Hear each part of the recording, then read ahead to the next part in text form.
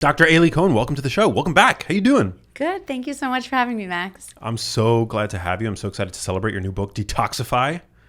Love it. Thank you. Active verb, by the way. Active verb, yes. I was adamant about that when going back and forth as you've been through the book process.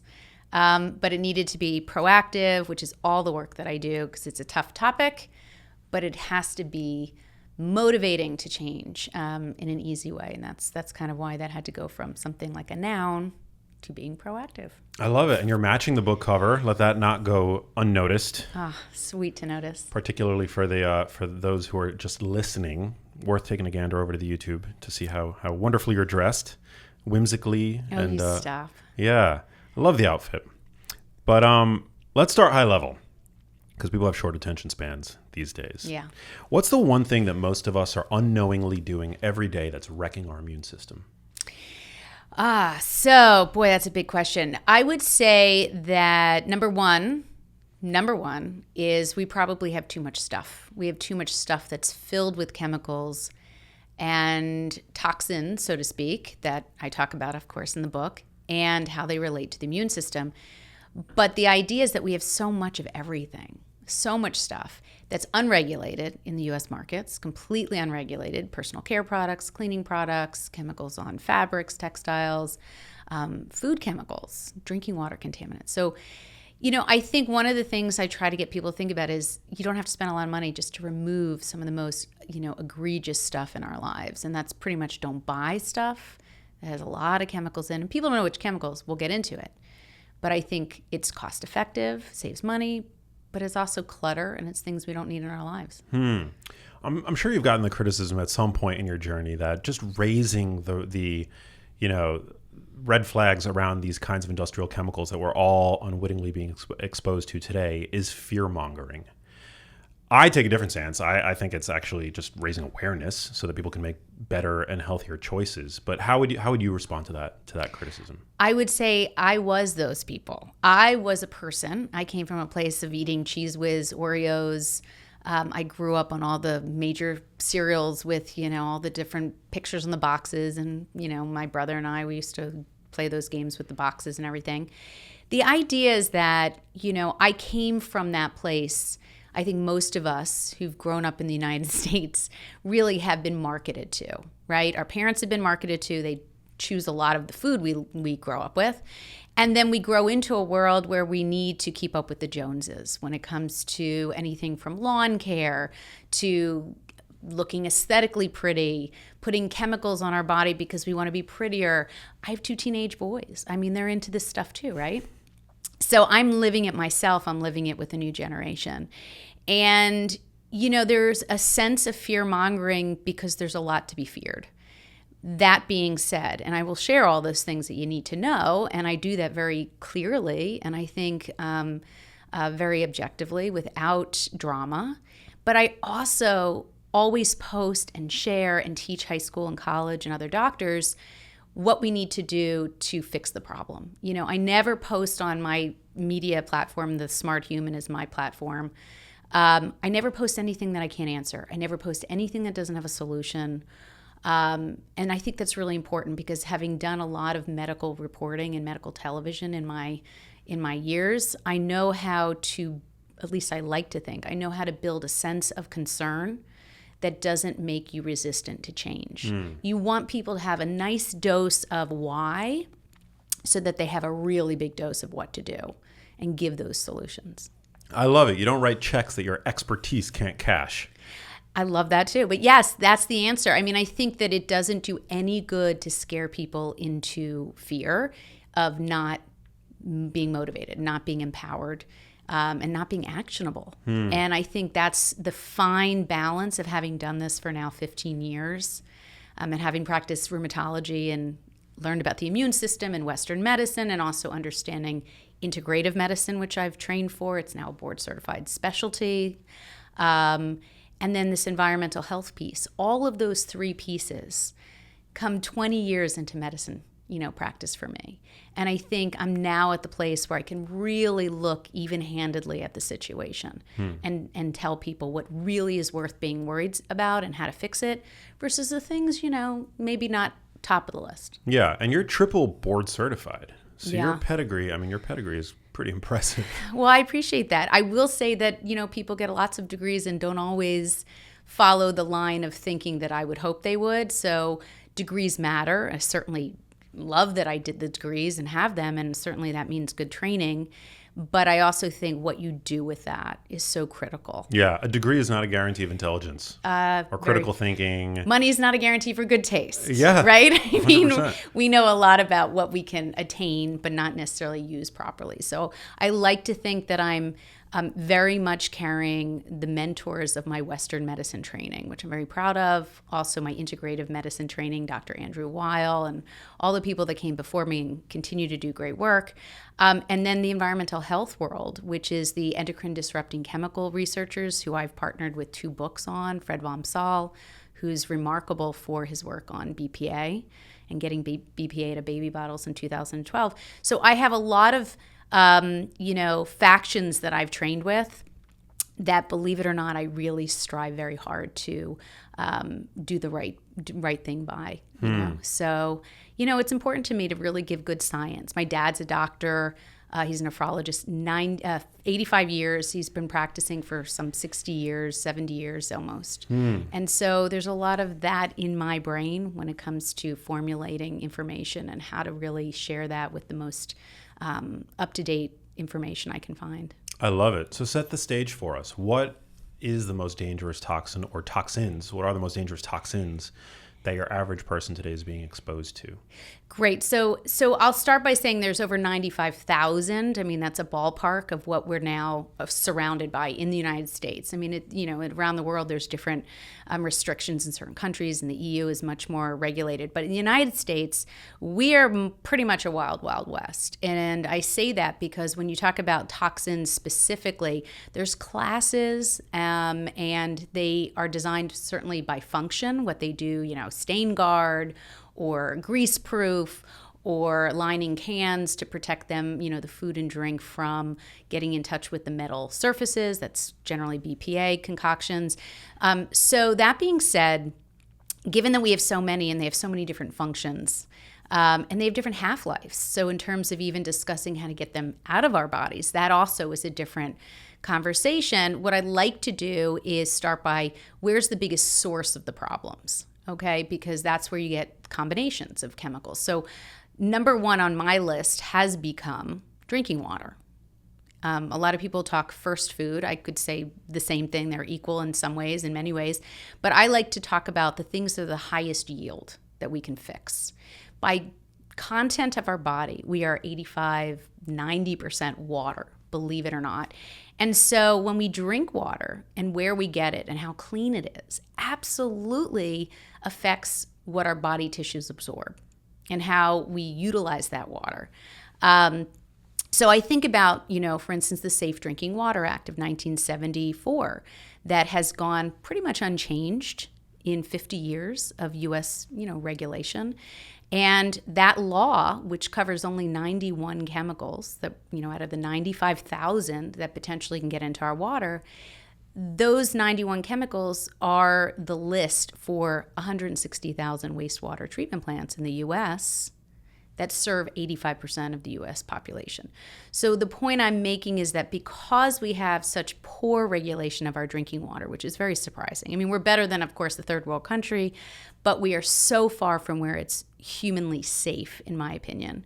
And because that water is drunk drinking, you tell me, every day in such large amounts from the time we're conceived to the time, where we die, it seems to me that that's one of the most important things to hit when it comes to thinking about chemicals, because anything can get in drinking water, essentially.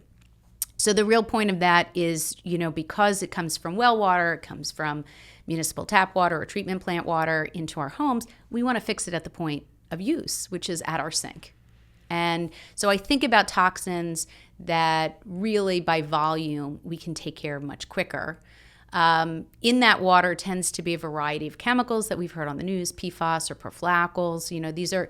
These are non-stick forever chemicals that have made our way into water. We've had lead problems before. Obviously, we've heard about Flint, Michigan, but we have thousands of Flint, Michigans every year in this country. So, we just want to think about water, I think, differently than just hydration, but thinking of it as what makes up our tissues at the cellular level and how we have to get that right. As a triple board certified physician and a mother of 2, you said? Yeah. Well, 3 if you count my husband, but yeah. 3, yeah. What do you make of the recent headlines linking fluoridated drinking water, fluoride in our tap water, to reduced cognitive abilities in children, IQ, I believe? Yeah. And so that's a study that made more news, but that's been around that conversation. Dr. Grandjean was one of the first people to really bring that to light. And these are some of the hardcore research, endocrine disrupting chemical people as well. But the idea is that, fluoride was really never meant to be in drinking water. I mean, there are arguments from the American Dental Association. We've heard these arguments for, really decades. The fact is that most countries in the world are getting rid of fluoride, if they haven't already done so. There's dozens and dozens of countries that are now getting that out of the water system. And fluoride, if you think about it chemically, fluoride, if you have a kind of in middle school, there's an elements table. And fluoride, if you look at the vertical, I mean, this is going back to middle school, but, fluoride is on the same vertical as bromine, as chlorine, as iodine. And so when you think chemically about how fluoride could affect a variety of mechanisms, not just brain function and IQ, which is the previous studies, decreased IQ in pregnant women who drink fluoridated water, and actually can affect the IQ of their children. But we also know that fluoride can affect thyroid function because it can knock off the iodine, right, off of thyroid hormone, which has iodine. Bromine flame retardants, brominated flame retardants can do similar things, chlorinated chemicals. So again, if you go to the structure of the toxin, you can see how mechanistically we can see changes in clinical disease, potentially. So it's an endocrine disruptor. It affects thyroid function, and thyroid health is critical to brain development. Oh, absolutely. Thyroid health is critical. And I'll tell you, I talk about this in the book, when I get into sort of, what do we need to be thinking about in terms of just human health and autoimmune disease prevention? One of them is a multivitamin with iodine, because we are so malnourished in many ways with many of the most common nutrients. And we all think of vitamin D3. It's very sexy. We all know about it. We've heard about it. We got to get enough D. But people don't hear about some of the other really important micronutrients. And iodine is one of them, which we don't make as human beings. We have to get it from, babies have to get it from breast milk from their mothers. And we have to get a little bit of it every day, technically, to maintain thyroid health, because it sits in the thyroid gland and it protects it from some of the environmental chemicals that are everyday chemicals, food washes and such, that knock it out. So iodine is something that we should be getting at in a reasonable amount every day. It washes out every day, and is critically important for childhood brain development and fetal brain development. And guess what? We don't have it in our diet on a regular basis because we have sea salt and Himalayan salt and Celtic salt, and none of that has iodine. It's not like the old Morton's table salt, which actually had iodine in it. It's funny, I just had lunch today in town, and it came with one of those, packs of, degradable silverware, which would only be in LA, right? And it also had a packet of salt, and it said iodinized salt, which you rarely see unless you're at a roadside, in New Jersey, where you go to a roadside, stop where, they have restaurants and stuff, and they have them there. But we don't get iodine in our diet anymore. In fact, it was a public health measure back in the 50s and 60s because it was such a concern by U.S. health officials that they actually had iodine not only added to salts like Morton's, but also in bread. It was in, added to bread, but a lot of people don't eat bread anymore. So you can see how we really do have one micronutrient that we can fix just simply by understanding it. Wow. So do you recommend using iodized salt? Yeah, well, iodized salt, or when you get into, I talk about sort of the human fertilizer of what I think every human should be on as a prerequisite, bare minimum. One of them is a multivitamin that is comprehensive, which means that it has iodine, as sodium iodide, around 150 micrograms per day or lower, but not higher. You don't want to go too high, of course. Certainly liquid forms of iodide, sodium iodide, are potentially at risk because you can go overboard. Drops are not easy to measure, and sometimes people take a whole dropper instead of a drop or a two, so I think, capsules if you have to take extra, but really a multivitamin that's a really well-chosen, good quality multi will have adequate amounts of iodine if you're not getting it on a regular basis from your diet. That's great advice. I actually get delivered to my house bottled spring water in glass. And I have a little dropper of like some concoction of nascent iodine. I don't quite know what that is, but it looks like it's just like the brown, Yeah.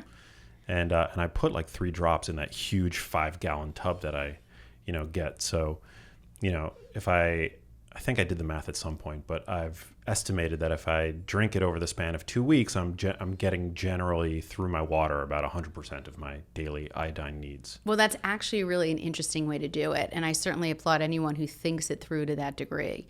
I think for mere mortals like myself who kind of can't even find time to, shower or grab the kids, and I got, patients, people, busy lives, which I'm sure you do, but at least where I'm from, there's sort of like this, how can you do it with the least amount of effort, least amount of thought, and just get it done? You know what I mean? Like that's how I was for most of my life. And for that reason, I think about the very simplest things like you said, which is just supplementing with iodinized salt or a multivitamin or having seafood, in a somewhat reasonable way, or basically seaweed, nori, dulce. You can get seaweed, so there's lots of interesting ways to do it, but the way you're doing it is interesting as well. And I never really thought about that. Well, okay. So when it comes to cleaning up one's tap water, what recommendations do you make? Yeah. So, it's not a grandiose punchline. Basically what we want to filter our water. Now, I applaud any person who filters their water with anything they've got, because at least they're conscious of it, they're thinking about it, and they understand that there's at least a problem that they're trying to fix. The question is, can we all do it better? And that took a lot of time to figure out. So there are different types of filtration systems, and there are different cost points, and there's different effort points. So I will say this, that carbon block, which is typically, what you see in a pitcher, or activated carbon, that actually is pretty good, but not great for most systems. And again, there's tons of different products out there. So I'm just giving a general overview. So typically people like the carbon block filters because they're easy and they can, buy them online, the refillables, and it's on the fridge, right? And they can change out their fridge, which I recommend at least changing out on a routine basis. There's all sorts of other types. There's UV filters for infection risk. There's also,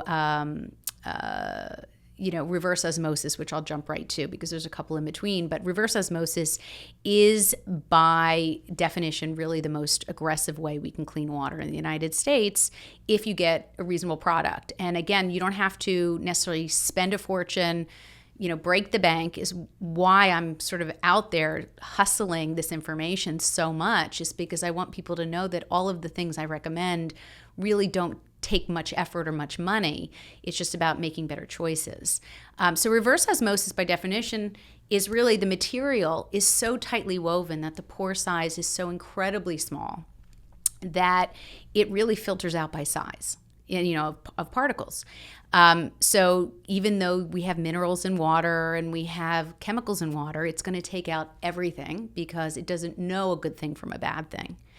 But I say to people who ask me about dead water or is the water not good for you, we don't get our nutritional intake from water. Water is not the source for nutrition, generally speaking, and it really has never been. What we should do is have, filtered water or reverse osmosis water with the big, great, organic, clean salad, bowl of fruit, or whatever you choose to eat. But nutrition shouldn't be the primary goal from water. It should be hydration and it should be cleanliness. Is there any concern that by removing the minerals from water, it's any less hydrating than water would be with its, the minerals that you would otherwise naturally find there? How do you measure hydration in terms of feeling hydrated? I mean, I've had reverse osmosis for over a decade and I've never I mean, maybe I'm sluggish, but I don't think it's from my water. It might be from my life, my teenagers. But I mean, the idea that, there's just so much we can chip away at. And when we get too, I think, into the weeds with some of the details, I think it also can stress us out. So I try to just kind of, it's a great question. We all want to feel good, right? But I'm not sure if the hydration is something you can tease out. I will tell you this. So my father being a kidney specialist, 85 years old, still practicing and managing dialysis, he helped bring dialysis in the 70s. It's kind of hard to believe that we just had sort of synthetic or fake kidneys since the 70s. Otherwise, people just died, right? We have dialysis, right? So he was one of the people who brought that to New Jersey when the technology was available to the masses. And at that time, it was federally regulated to have reverse osmosis water for dialysis patients. Federally regulated. And to this day, it's still federally regulated. And what's so interesting about that, to me, is that it was first designed to really keep out single-celled organisms like viruses and bacteria to prevent these immune-compromised dialysis patients from getting major infections and sick and die, perhaps. So what they didn't know at that time, the 70s, is that they were also basically going to be keeping out thousands of toxic chemicals that were either designed at that time or certainly were moving down the pike. And we now have these, he has big tanks at dialysis where they come in every month and they actually check his water content and look to see if it's hard water, soft water, and what's in it. We, as consumers, can now get an RO filter for somewhere like $275 under our kitchen sink, with maybe $150 in New Jersey for a plumber for 1 hour to put it in. So that upfront cost, and you save a fortune because you don't have to have all the drop-in pitcher filters or changing out the carbon blocks in your fridge. So to me, I look for the simplest, cost-effective solutions. And it turns out that these have come down in price because there's so much competition on the market. So to me, that's a solution. I think that's a solid solution, even for people who are, thinking about getting whole house filters. You can actually save a couple, maybe $6,000 from doing that by just focusing on water you drink, water you cook with, and perhaps even putting a shower head with a carbon block, which are $20. And so there you go. Who needs to drink the shower water? Right? Yeah. I actually recently installed a shower filter in my shower. Yeah. I don't know what it's doing, but I will tell you that I've already replaced the filter once, and looking into it, like as I was replacing it, it was brown and it was like dirty. Yeah, it's going to catch stuff, Yeah. and supposedly makes your hair look great, which your hair looks great, Max. Thank you. But the idea is that these are simple solutions because it's $20, big box store, you change out every 6 months, and essentially you can solve the same problem. Instead of spending all those thousands of dollars on other things like, USDA organic food, which we know has incredible value in this country, buying chemical, beauty products, cleaning products that have few to none, ingredients that are harmful. So there's better things we can do with our money. Are there any apps that you use to assess whether or not a product is quote unquote clean, or at least has a lower burden of these kinds of chemicals? Yeah, that we're trying to avoid? Yeah, no, this is a great question because, again, back to solutions. I teach high school and college and other doctors about how to look up products. And the high school students are the most fun because I have 2 teenagers and they're always looking for, how to woo the ladies. And, they come up with products I can't even imagine.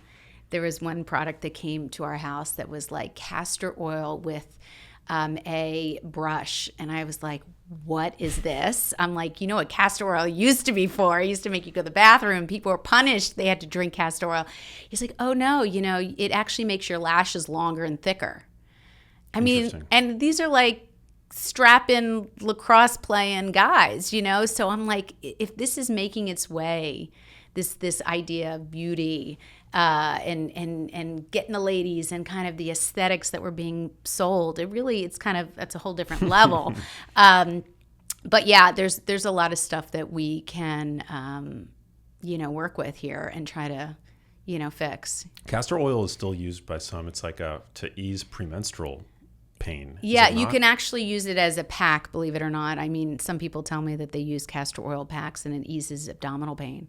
So maybe for menstrual symptoms. I've never used it, and I've never had, too many patients, but I've heard, I have patients that talk about it, and look, as long as it's not invasive, it's not harmful, it's not going to kill you, it's not going to give you trouble. It's always the risk-benefit ratio. Whenever I talk to people about anything, whether it's medications for my rheumatology patients, or I'm talking about, herbal medicines or supplements, everything in life is a risk-benefit ratio, and you have to really think it through to make sure that those choices are wise. Absolutely. In your book, you talk about the 4 A's of environmental health navigation. What are those? What are the 4 A's, and why are they critical to helping to detoxify our lives? I do want to comment. You did ask me about apps, and I think I got tangented, so I'm sorry about that. It's maybe my age, but I just want to go back to that before we go to the 4 A's. I use Environmental Working Group, wonderful organization, consumer advocacy group. They've been around forever, and they developed something called the Skin Deep database, and also Yucca and Clearia.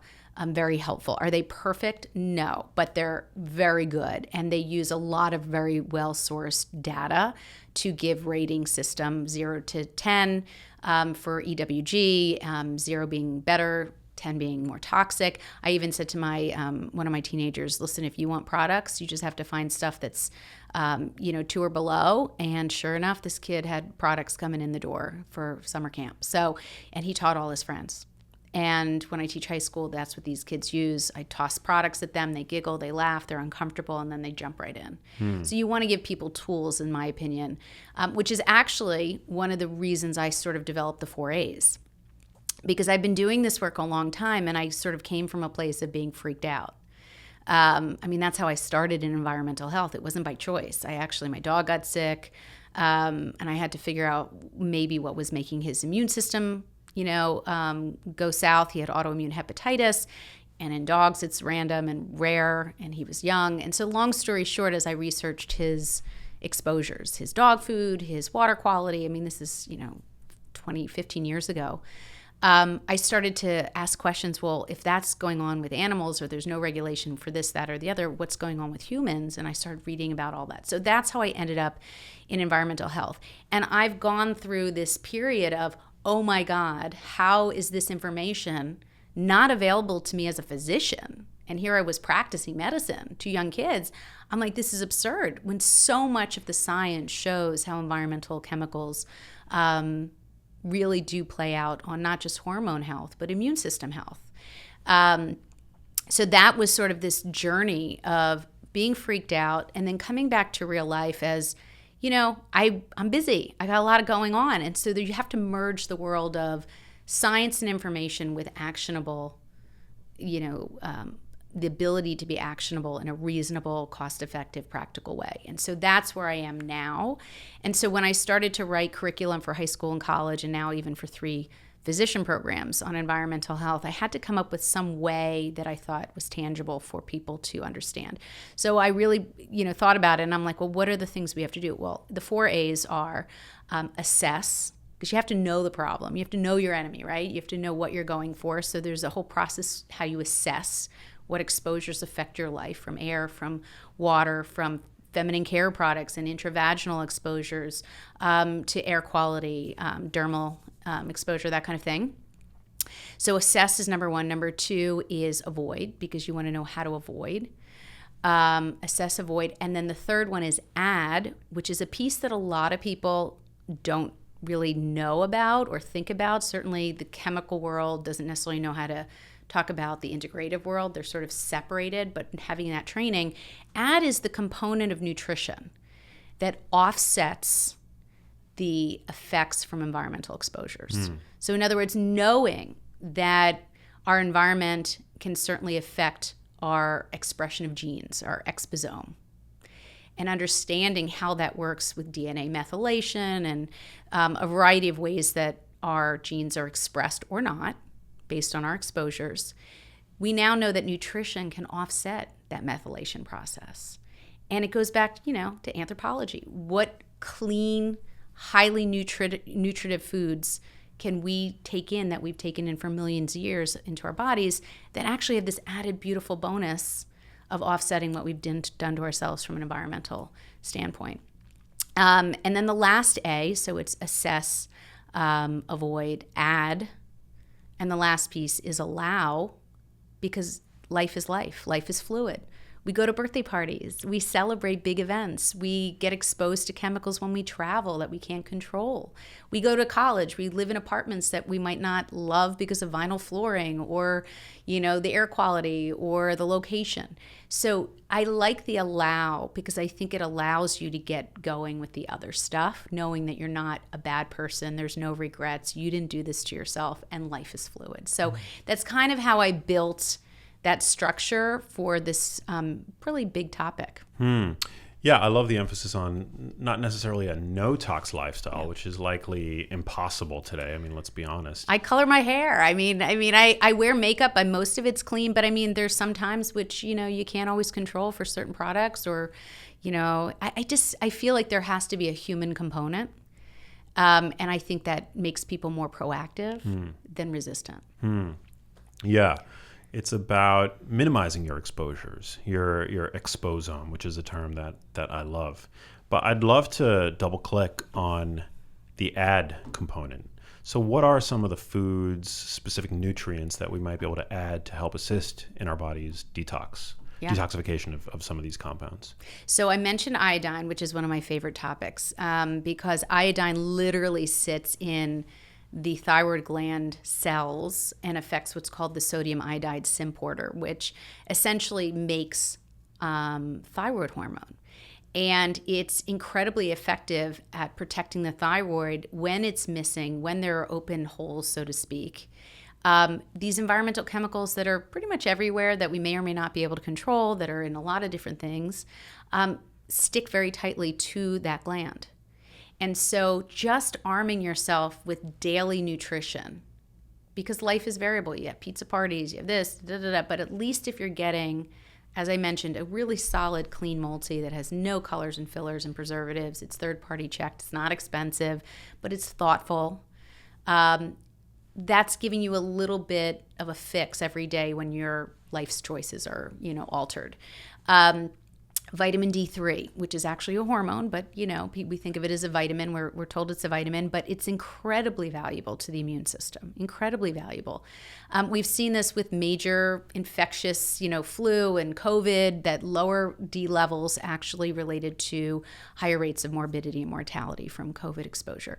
So we know that was a sexy-er topic, and that's what brought it to a lot of people's attention about vitamin D3, which is available over the counter. D2 is something you would be prescribed by a physician, which we don't often really use that much anymore. But vitamin D3 is incredibly useful, and it's fat soluble. So one of the tricks I tell patients, and I talk about it in the book, is really that, if you miss a day of your vitamin D3, you could take twice as much the next day. If you miss a week because you go on vacation, you forgot all your whatever supplements at home, you could take a week's worth. You do want to get a baseline level, and you do want to follow up with whatever level you're taking.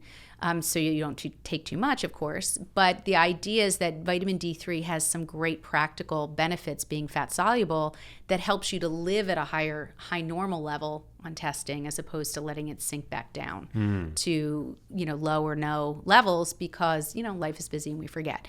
So D3 is really quite important. I talk a lot in the book Detoxify about the gut microbiome and how critical that is to the immune system. How the microbes live in there and have been living for millions of years within us. And they are pretty much controlling our lives if you think about the volume of these microbes. And that we lose them every day from stress, from medications, maybe chlorinated drinking water if you're in a situation where you're just drinking tap because that's just where you're at.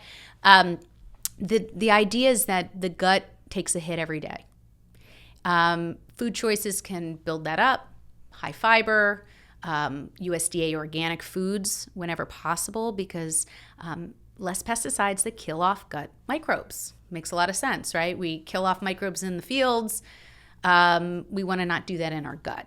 And so maybe adding a probiotic if you're not getting the kind of probiotic-rich foods, because life is busy. You're not getting, 5, sugar-free yogurts, without, added sugar and synthetic sweeteners a day, or you're not drinking kimchi, eating kimchi and drinking kombucha and, a lot of stuff that a lot of Americans don't really think about. Pickles are great, vinegar is great, all these are great for the gut, but the probiotic microbes often get lost, and we might need to add them back in. And there's great science with the gut-brain connection. I'm sure you've talked about that on your episodes before, but having these microbes bolstering the gut helps so many systems, not just the immune system, which I talk a lot about. I love it. I always thought of the gut as, and the gut microbiome specifically, as like essentially the immune system's training grounds. Yeah. Yeah, well, it's the first entrance pretty much into the body. I mean, we have the skin, of course, which is very protective. But when it comes to just, getting into our bodies in such a direct way through ingestion, I mean, it's 26 feet of bowel. It's the tube is what I tell patients. Just, think of a tube from mouth to butt. And on the inside layer of that tube, if it was just one straight tube, and on the inside, the interior layer, that's our microbiome. And essentially, it's as thin as half of a diameter of a human hair. Wow.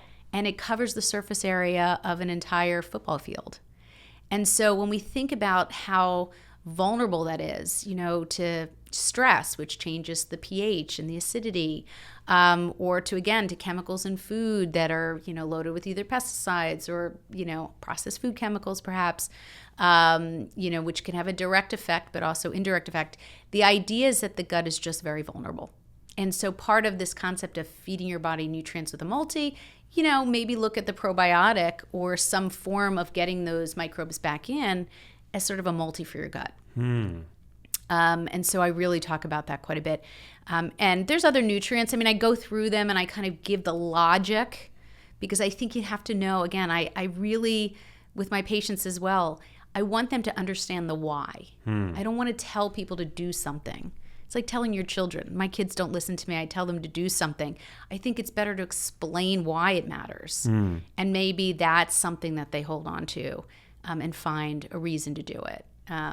But yeah, I think there's so much we can do that it's just like I'm just busting out with trying to, having done rheumatology for 20 years, I've seen a lot. I've seen a lot, Max. So I feel like I'm ready to sort of share that kind of stuff. It's so important. It's so important. And I think part of what solidifies behavioral change, what catalyzes it, and ultimately solidifies that as a daily health habit, is sharing the story of how these different micronutrients support immune function. Because, they say facts tell, stories sell.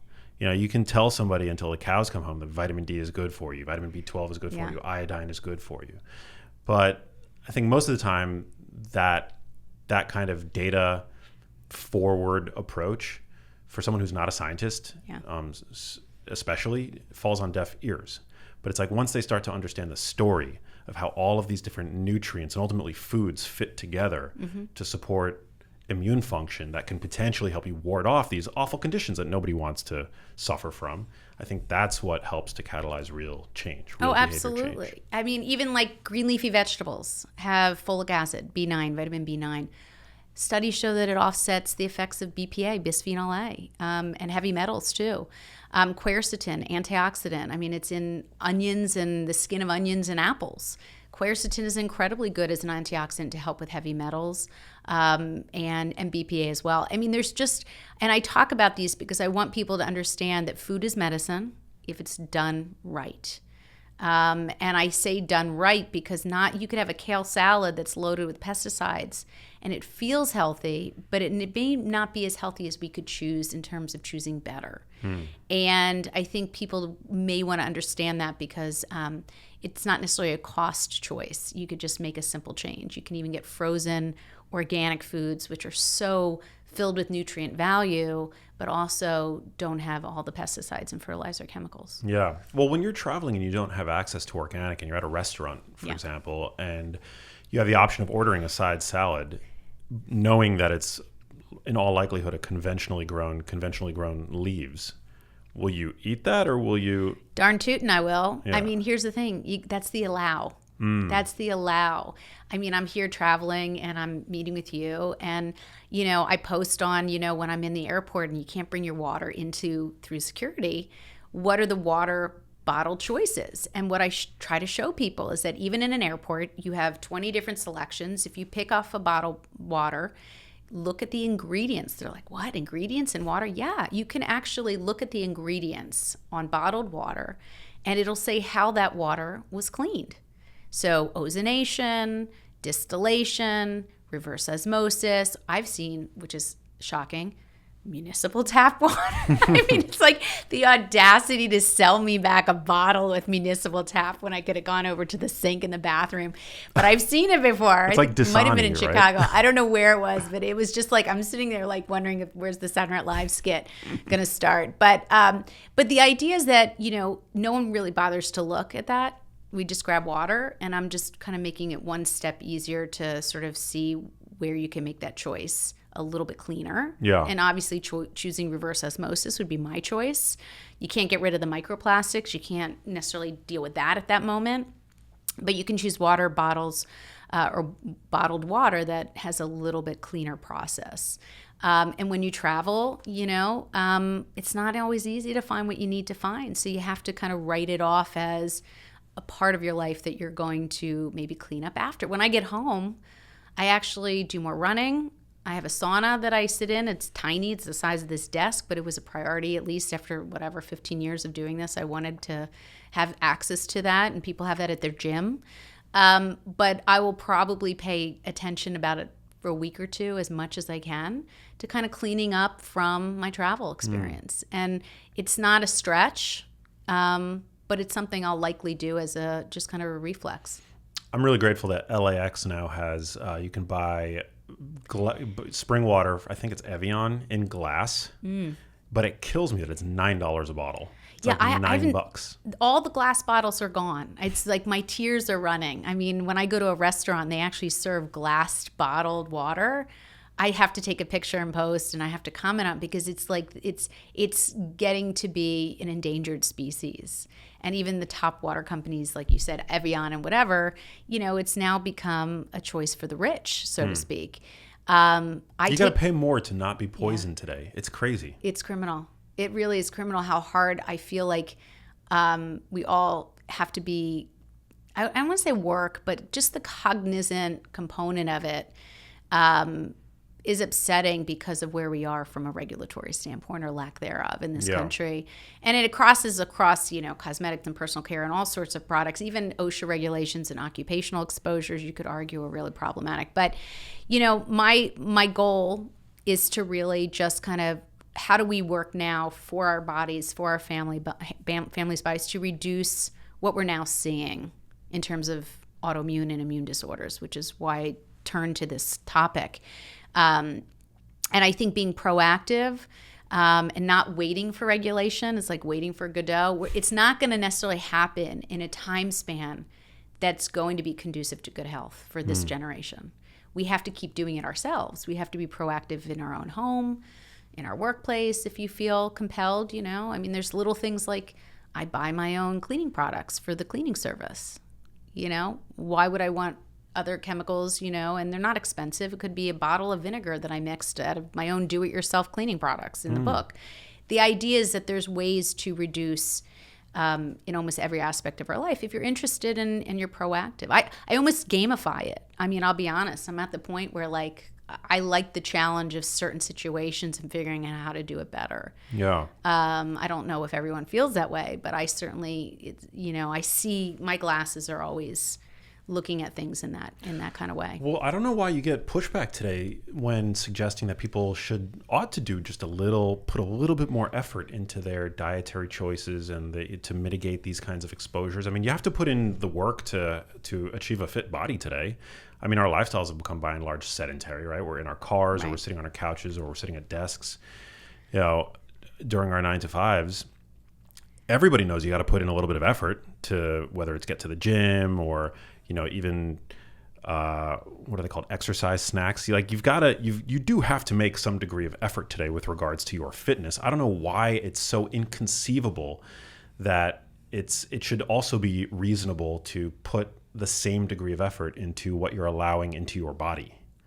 Yeah, it's like food. It's like considered food shaming or access Yeah. shaming today. Yeah, and some people don't find their community. I mean, in New Jersey, it's not like California. I mean, a lot of people find it very hard to make requests and live their lives a certain way without their kids making fun of them or their friends thinking they can't go out to dinner with them because they're crazy because, they want to bring their own water or whatever, like I do even. But, the thing is, though, Max, is what I've noticed, having just watched over the years, is, look, delayed gratification sucks. I mean, people don't like to wait for an outcome, and they won't always see an outcome.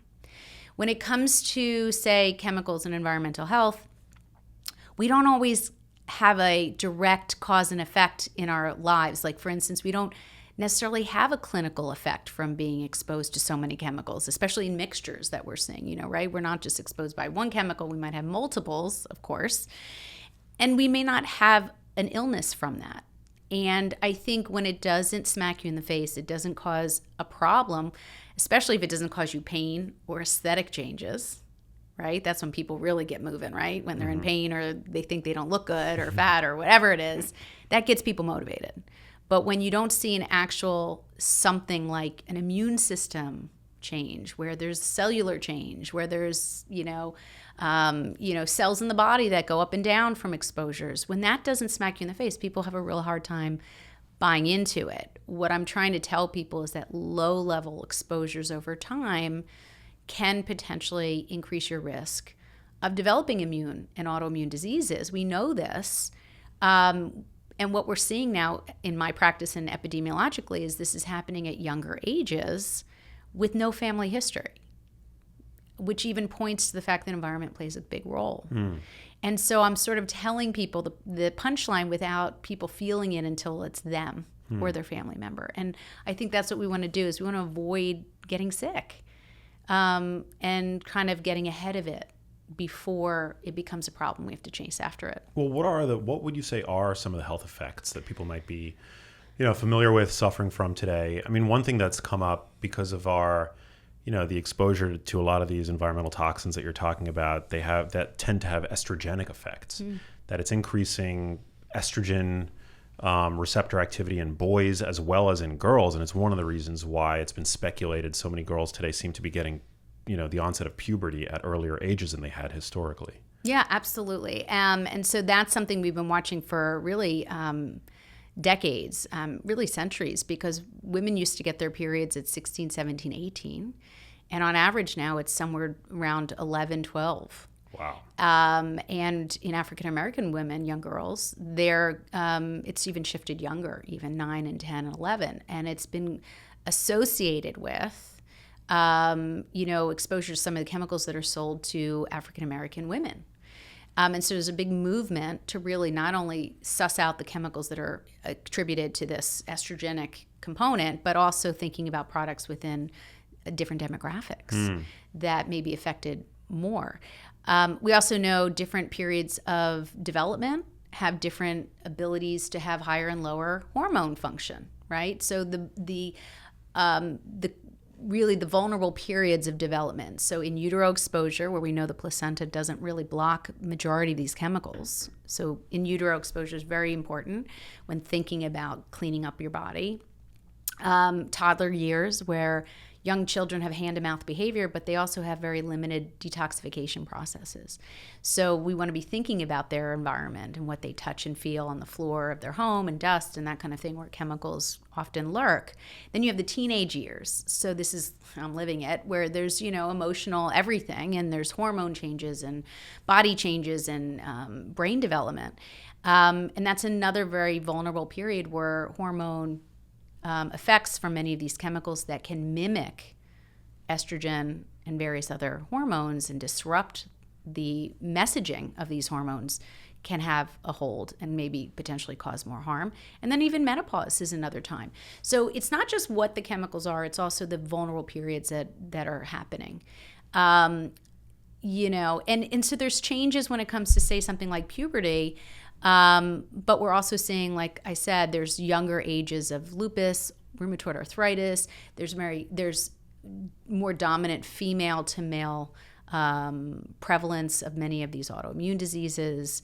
We know that's estrogenic in nature because all the immune cells in the body have hormone receptors for estrogen. But when you have all these chemicals that are estrogenic, it also adds a little fuel to the fire. It's kind of scary. We're swimming in like an estrogen soup. Yeah. And it's not just estrogen, it's anti-estrogen or anti-androgen components. There's, insulin is affected. That's a hormone. Fertility is certainly something that we're more aware of, not just waiting later to have kids, but also having difficulty having kids. So fertility issues is also hormone related. Growth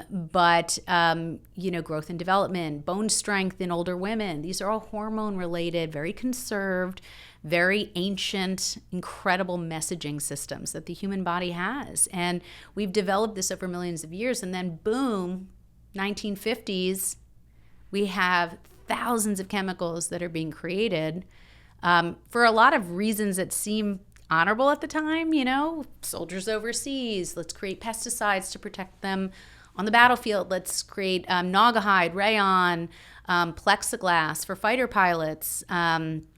So we have a lot of, creations that were meant to save natural resources, canned foods. But what wasn't really thought about at that time was not only how these chemicals break down. We didn't have the science. We didn't have, but also how they affect the environment, how they break down in the environment, and sometimes circle back from our water systems right back into us. Well, also how they affect us. I mean, there was it was such an eye-opening episode of the Joe Rogan Experience when Shanna Swan was on the show years ago, and she sounded the alarm about the fact that a lot of these exposures, I think to phthalates in particular, were reducing the anogenital distance in boys, which is a very crude indicator of how these chemicals are feminizing boys, right? I mean, like, that's probably just the very tip of the iceberg, but it's something that can be easily measured. Maybe not that easily, but yeah, it's just it's crazy the degree to which these chemicals, in ways that are known and unknown, are affecting our bodies. Her work was incredible with phthalates, and she had a lot of pushback in the beginning because no one really, who do you think pushes back? The chemical industries. Of course. That chemical industries manage a lot of what, how hospital systems work. They manage a lot of things. The studies that are going on are really done by third-party systems that are in some ways siloed and protected from the chemical industry in order to get their work done. But this is a pretty fierce, group of researchers internationally that are working on this topic. But yeah, the phthalates that's particularly what she was, is well known for, and she contributed to work that we've worked together. But her work was incredible, and it really was such excellent science. And I think that's what we need to pull from, is the excellent science that's really showing an association. We can't always do cause and effect, because in humans, there's too many confounders. There's lifestyle, and there's, our lives change, and our diets change, and our genetics change from generation to generation. But we have animal studies. We have great animal studies, and we have epidemiologic studies, and we have CDC runs studies where we measure blood in Americans every 2 years. It's called the NHANES studies. And so we have plenty of data working off of humans, but also animal studies to really make better decisions. And I'm kind of pulling as much as I can from those studies into practical, everyday, in the supermarket, on the sports turf decision making. Because these are the choices we can make. I have 2 sons that are athletes, and I think about these things. Where are they spending their time? Playgrounds. We need to be thinking about what we can do to make small changes that are effective. It's so important. And somebody like Rachel Carson, right, the author of Silent Spring, she was met with fierce pushback at the time in which that book came out. And subsequently, we've banned certain chemicals like DDT in the United States, I believe. She did incredible groundbreaking work, advocacy, to the lay public, to the mainstream with that book, which was revolutionary at the time. And but it's important to remember that even back then, like, that idea that we should, maybe cut our use of this chemical that seems to be eradicating all the birds and the wildlife in the areas in which it's sprayed, that was thought to be like a, just such a rogue, heterodox, like chemophobic suggestion. And she was right. Yeah, she was right. Unfortunately, she died very young, which was unfortunate too. I don't know if you knew that. who knows about the exposure she experienced, but, she just observed, nature having effects from exposure. And she thought, if that's happening to birds, why is that happening to humans? And it was just such a simple premise that became such a mantra of so much work internationally. But we can't always see and feel damage and kind of like trauma, right? You can't always see it on face value, but we know it's making its way into our cells and our activity of our bodies. And I think that that's just something we have to buy into, that even if you can't see it, even at very, very low levels, parts per million, parts per trillion, we can have, immune effects. We can have endocrine system effects. And these immune EDCs and IDCs, immune disrupting chemicals that I talk about, we can reduce those exposures. We have plenty of studies to show that when you change behavior, you can lower the levels in your body. Now, whether you develop a disease or not is clear that is this dance between our genetics, our lifestyle, and our exposures. But that leaves 2 out of 3 areas that we can have control over.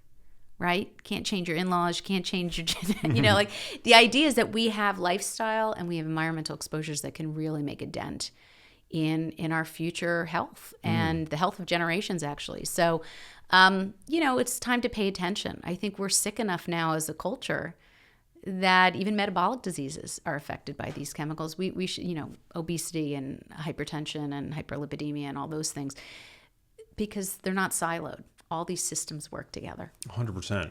Are there any lab tests that you recommend?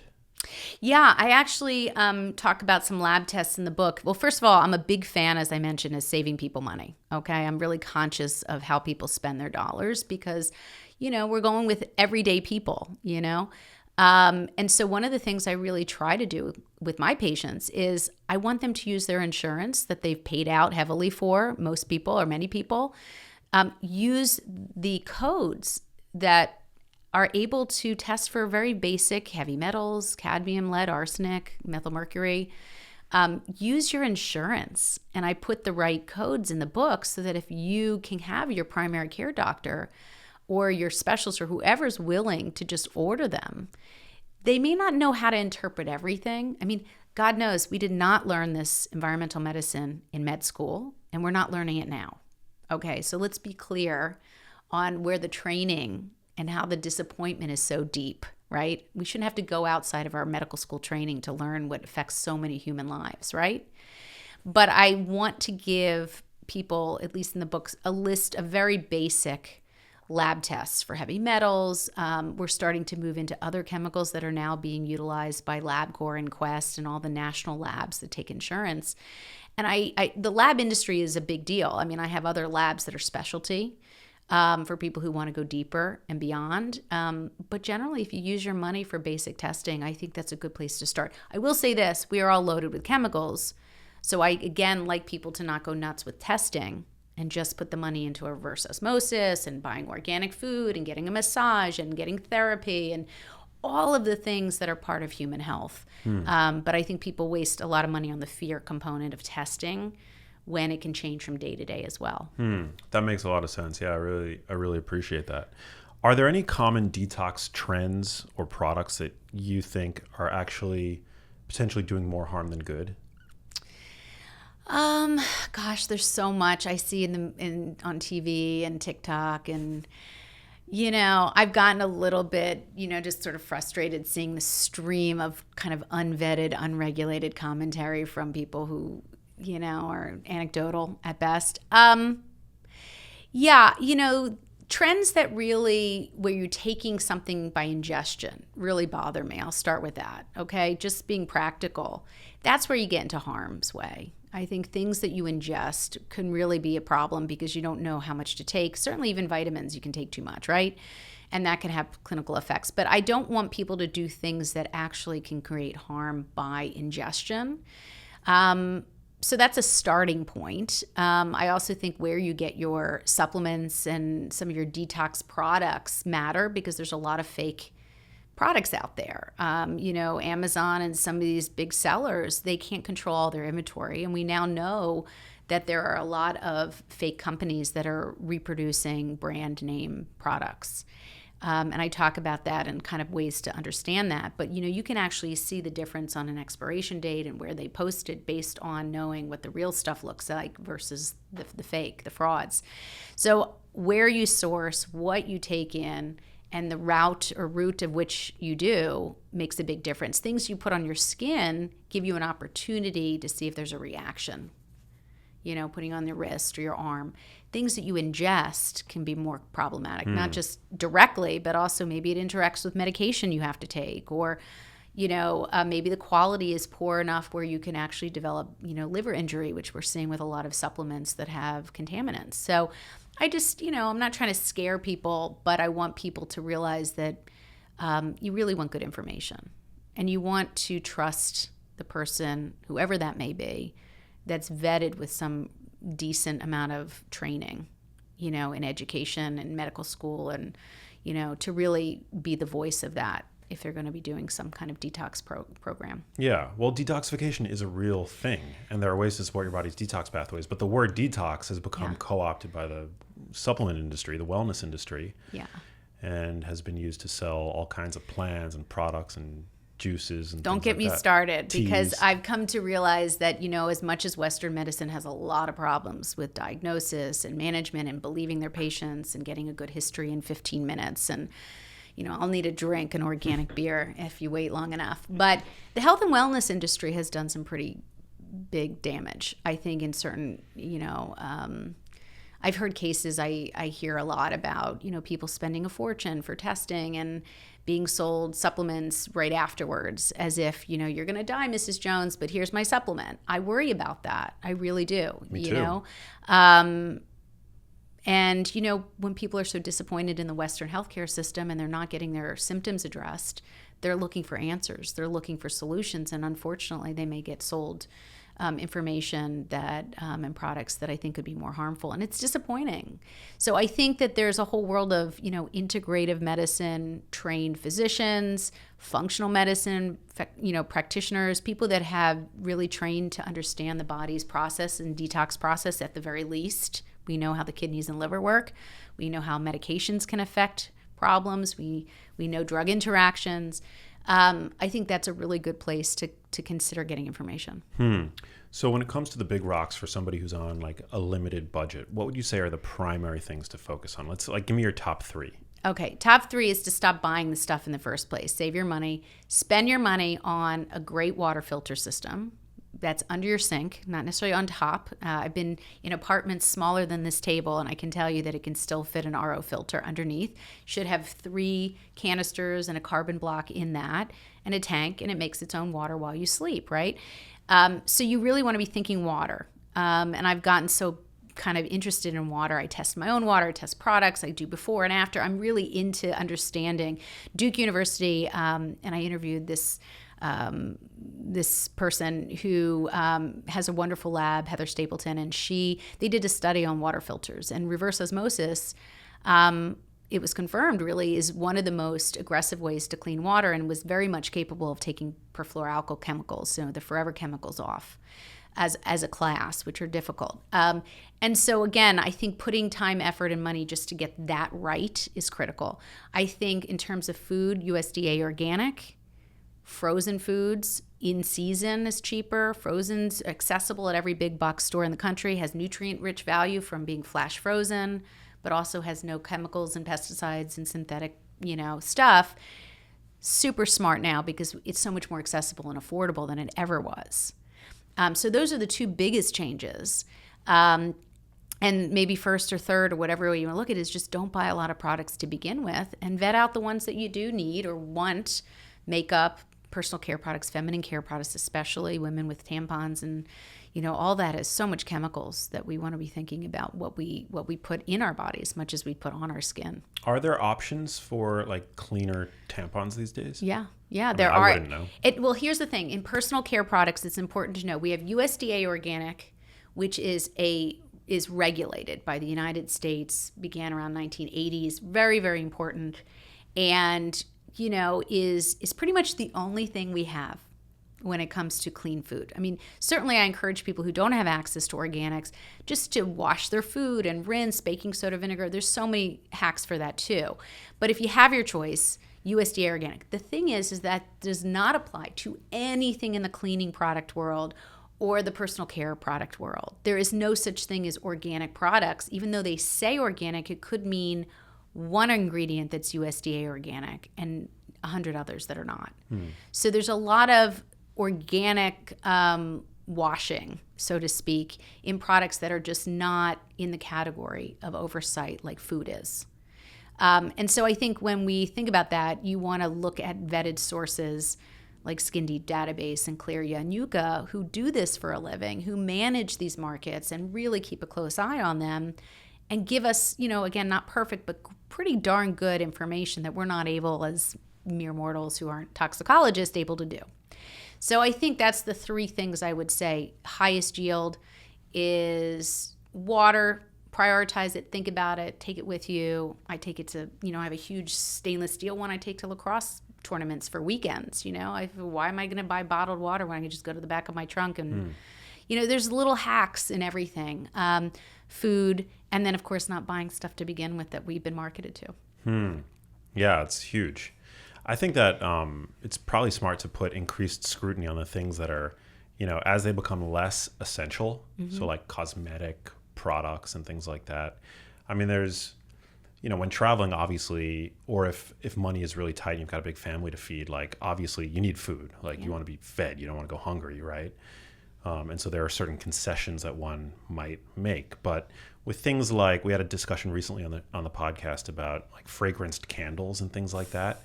And just the soup of industrial chemicals that you're being exposed to when you burn like an industrial artificially fragranced candle in your home, and then those particles, that particulate matter then settles on the floor, and you've got an infant crawling around getting all that stuff on their hands, and then hand to mouth.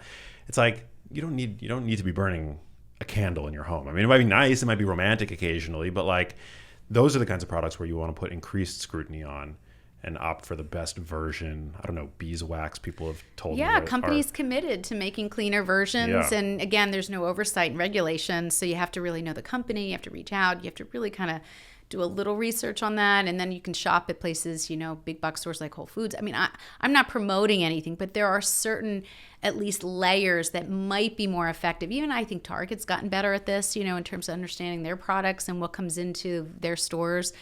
There's much more awareness than there ever was. It's by far from perfect, but you have that added layer of your own apps and your own. I mean, I go into stores and I'll spend hours there looking at products and looking them up and scanning them and seeing if they're in the database, not in the database. So I just think once, it takes 15 minutes for me to shop now because I walk into these stores and I already know my products, so in a way it makes life a lot easier. But yeah, I mean, it's like there's a lot of stuff we just, it's superfluous, right? We don't really necessarily need it. I had a whole drawer of plugins. I had a new home. I was, a young mom. And I remember the day that I dumped an entire drawer of like pumpkin spice latte drink, odor gel, whatever plug-in, and, Bay Breeze or Ocean Breeze. I mean, I had every name you can think of because that's like this fantasy that we're being sold. Of a better place world by, but there are cleaner products. There's definitely certain essential oils that if they're vetted can give you the same experience. Well, clean has no scent. Yeah, We've been lied to. I mean, we expect clean to smell like a fresh linen breeze or, a citrus spritzer or whatever. Right. But clean has no scent. Yeah, and there are people who aesthetically like perfume, like, as an example, like or musk or some of these chemicals. They just want to smell better, right? And I'm one of those people. I like perfume. I grew up on perfume, and I did a little experiment with my teenager, and I bought very low toxic perfume. It was male and female scents.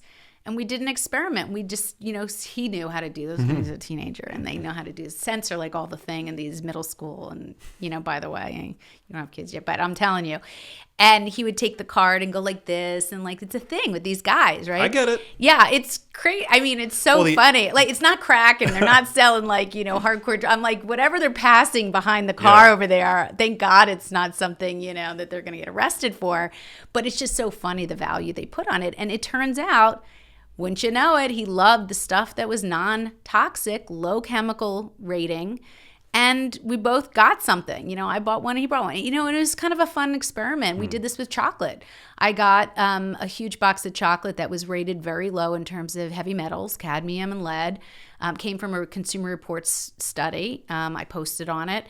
And it was well done. And there was one company that actually also was organic as well as low toxicity. And they had some kind of variety box, which I love to do with kids. If you're interested, you get a variety box and you sit around and you taste them and you have fun with your kids while you're teaching them. So I think that there's experiences that you can educate and still have fun. Amen.